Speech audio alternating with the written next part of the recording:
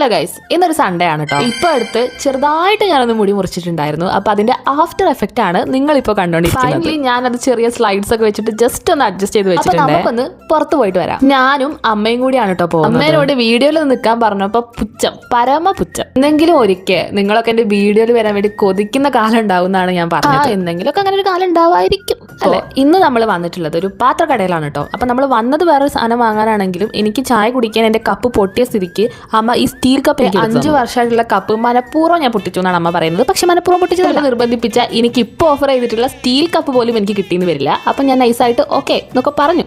അങ്ങനെ അത് വരുന്ന വഴിക്ക് നമ്മൾ കുറച്ച് പൊരിക്കടികൾ വാങ്ങിയിട്ടുണ്ടായിരുന്നു. അപ്പോൾ വീട്ടിലെത്തിയ പാട് ഞാൻ എൻ്റെ പുതിയ കോപ്പയിൽ ചായ ഉണ്ടാക്കിയിട്ട് ഊതി ഊതി കുടിക്കുകയാണ് ഗുപ്തനെ പോലെ. ഇത് ചായ കൊള്ളാഞ്ഞിട്ടൊന്നല്ല കേട്ടോ, നല്ല ചൂടുള്ള ചായൻ്റെ നാവ് പുള്ളിൻ്റെ എക്സ്പ്രഷനാണ്. പിന്നെ ഈ സാധനം കേട്ടോ ഞാൻ വാങ്ങിയത്. അവരിതിൻ്റെ പേരെന്തോ പറഞ്ഞു, എനിക്ക് അറിയില്ല. ആക്ച്വലി ഞാൻ വിചാരിച്ചതായിട്ടുള്ള ചിക്കൻ്റെ ഫില്ലിംഗ് ആയിരിക്കുന്നതാണ്, പക്ഷേ എഗ് ആയിരുന്നു.